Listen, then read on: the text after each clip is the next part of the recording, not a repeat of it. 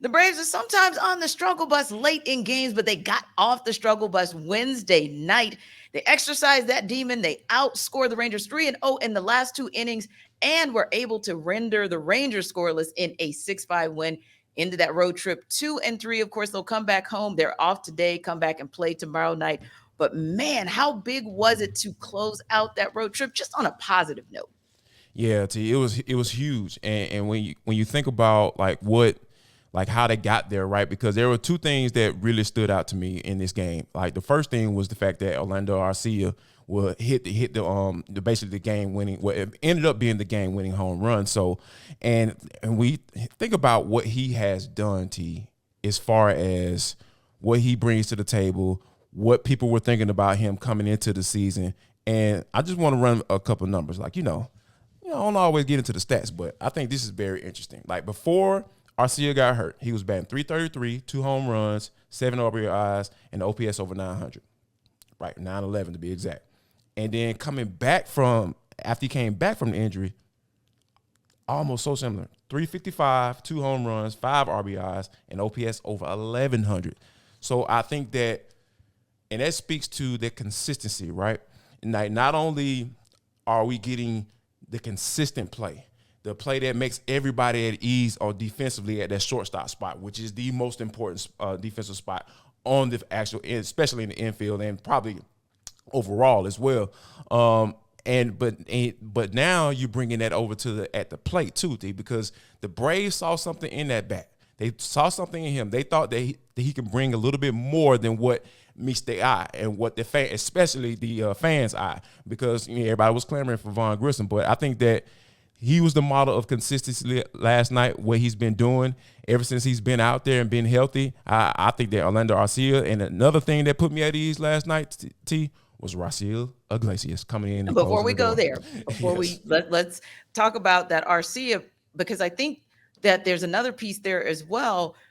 It goes to the bigger picture of what Alex Anthopoulos saw, because not only were there calls about Vaughn Grissom, but there were also even calls for Braden Shoemake to get the start for opening day ahead of Arcia. Yes. And yet absolutely, the Braves, when they came out and they made the decision, hey, we're essentially giving him this contract and we're naming him our starter, everyone was like, oh, well, I mean, okay. So really, it wasn't even just the one person that was the shiny new toy. It was 2 shiny new toys that everybody wanted. Oh, yeah. But yet and still, it goes back to Alex Anthopoulos and his ability to kind of see the bigger picture and kind of play long ball. In other words, one of the things about Dansby Swanson, even when he would have a swoon, is he would give you something somewhere. So if he was having a swoon at the plate, he was still going to be that Gold Glove type guy at shortstop. If he was having a few little issues defensively, he was going to be on one at the plate. But for the most part, he pretty much was solid in both areas consistently. So if you have to part ways with someone like that, an all-star caliber player, then if you can't get all-star caliber, at least get the consistency. And that's what I think was most important, both for what AA saw and what Brian Snicker saw as well. But once again, we're here saying that he got it right. And so to your point, same thing with Raisel Iglesias, made everybody question exactly what it is that was going on with him. Really made you wonder, okay, was he pulled off the IL a little too soon?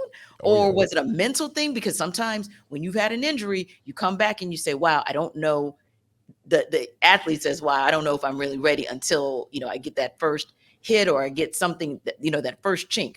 Not last night. He looked like himself, got the save, helped to the Braves to close this road trip out on a positive note. And I think that's important as well, because again, when you could start counting on the guys that can bring the goods and then they actually deliver, that always makes you feel like, okay, we still got these holes in and around this roster, but if those guys whom I expect to perform, we're good.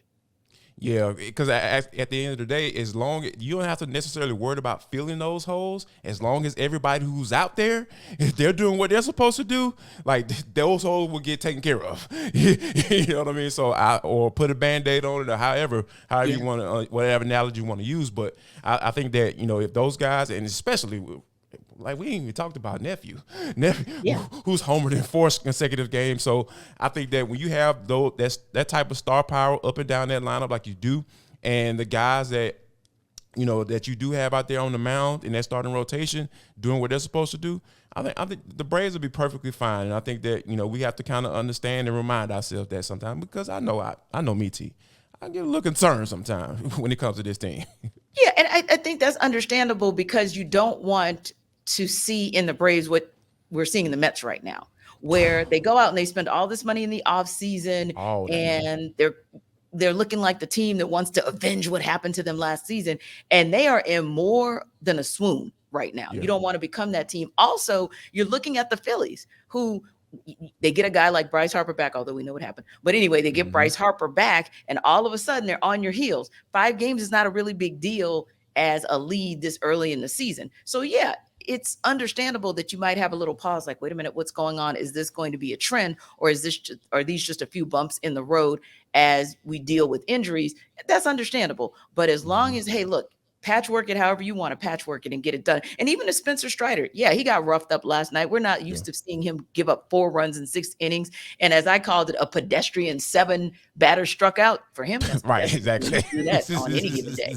But the good about him was the fact that he somehow righted the ship later on and was able to hang in there for 6 innings. Very, very important, because then you don't have to tax Jesse Chavez or Nick Anderson or Raisel Iglesias the way you have been taxing them, right? And those guys were able to deliver, especially Nick Anderson. Great night from him. He goes, just 1 inning, but he didn't allow any earned runs, and he got a strikeout. He got a strikeout when it was most important. So to me, that was another very positive takeaway from Wednesday night's series finale, that Brian Snitker, he used the entire bullpen to win, but he didn't have to use the entire. It was like, hey, you pitch your inning or you pitch your 2/3 and get out of there. That's what you want. Get a day off and then reset tomorrow.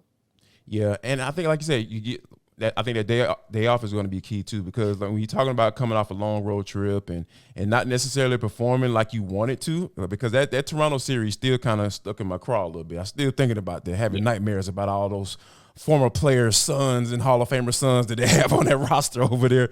But I think that this kind of cleanses the system, right? Because you win the last series, you get a chance to come home, you got a 10-game home trip, and I think that this is going to be an opportunity for the Braves to kind of right the ship at home, because we know they've been excellent on the road.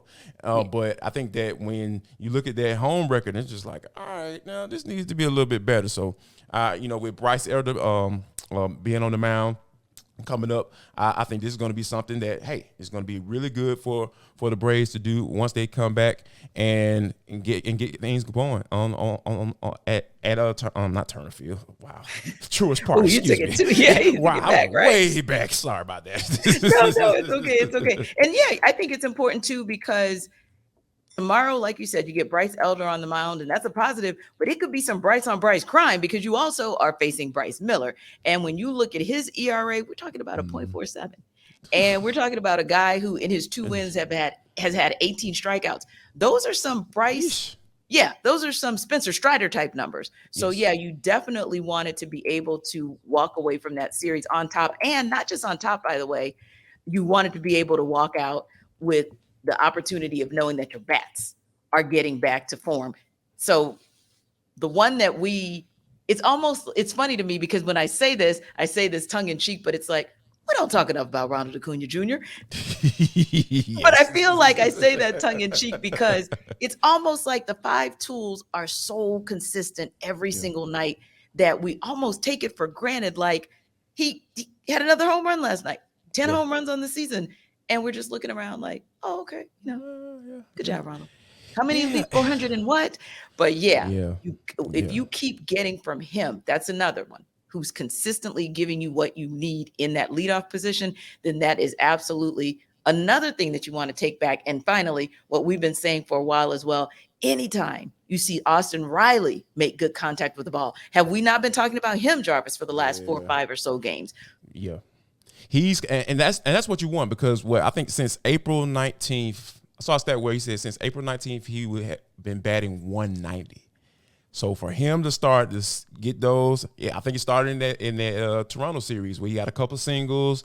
You're starting to see him warm up a little bit. Then he became a part of the 5 home run game as well. So all of those things kind of are starting to add up. And I think that now that they're coming home, I think he's going to be able to kind of catch a little fire because we know, like to start the season when he was in that 3-hole tee, that was a great look. That was a great look. And I think that, now that he's kind of moved around a little bit and Snickers kind of played around with the lineup, I think he's starting to get that confidence back. And once Austin Ryder gets going, you're talking about a murderer's row type lineup.